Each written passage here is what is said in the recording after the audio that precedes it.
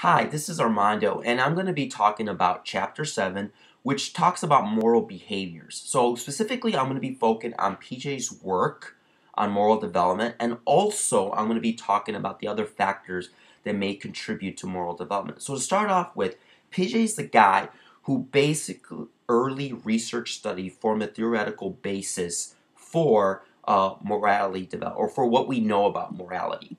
So, in his first study, he was looking at observing and questioning children based on the rules while playing a game. So basically, he concluded that children go through this morality constraint, meaning that at an early stage of development, children are constrained by the rules put in place, for example, by their parents. And as a result, these rules put a sense of order for their children.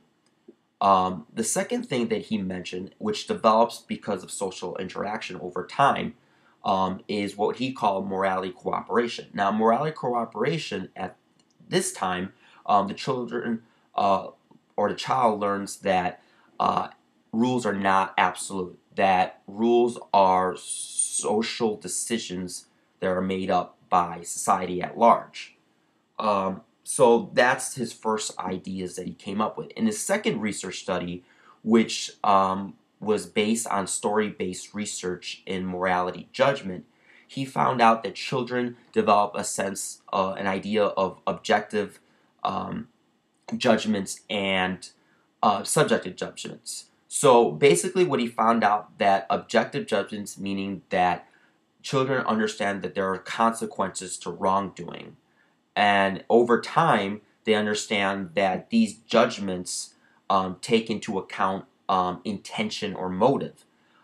In his study, he basically found out that young children tend to think that the more times you do something wrong, the more time then you should be punished because you did that a lot of times. Whereas adults, take for instance, adults who do something wrong the first time with motive and intention should be punished because they had the motive or the forethought to do what they did that was wrong.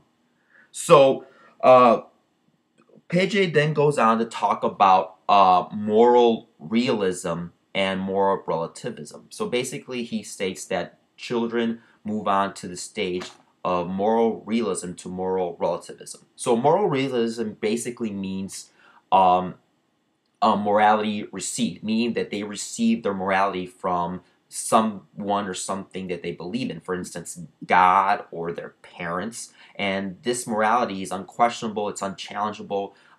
They believe it without any question or doubt. Now, when they move or transition to morality relativism, then they start to question their surroundings, meaning that they start to become free thinkers or independent thinkers about what they see or what they experience, and then they develop their own sense of morality. So those are a couple of the ideas that PJ had. Perhaps the biggest idea that PJ had that influenced other people, such as Kohlenberg, which was mentioned in the readings, was that cognitive development is a big determinant for moral development. Meaning, as you get older, as you develop more skills cognitively, you develop your sense of morality. So those are the ideas that that the readings talked about dealing with PJ. Other factors that the readings talked about was that peer and adult relationships, your cultural background, your personality, and your degree of empathy all have a contributive role to play in how you develop in terms of your morality. One of the big things in the readings that I thought was interesting was that it stated that young adolescents tend to spend 20 hours a week watching television, and in this reading cited that a lot of stuff that they watch on television, such as sex or violence or financial materialism that is seen on television, has a big effect on children. And what I thought when I read this was it rose up the question of moral education in our schools. And the readings talked about that. And I, for one, think that moral education is actually a very is actually a very good thing that needs to be talked about in schools. I know that while I was growing up as an adolescent, I was bombarded by all these imagery of all these things while I was watching television. I mean, one thing that we need to take into heart is the fact that we do need to teach skills that are not just in the curriculum, that are just, I mean, not just math, reading, and the core basic subjects. We need to be talking about things like knowing the difference between right or wrong, or knowing that, you know, when you do something, it could affect other people and how they interpret different situations.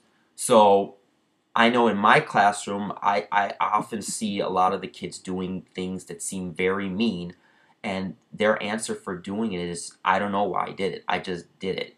So, again, I kind of believe that we should be teaching some form of moral education, at least to teach kids that yes, there's a difference between right and wrong, and you should know what those consequences are.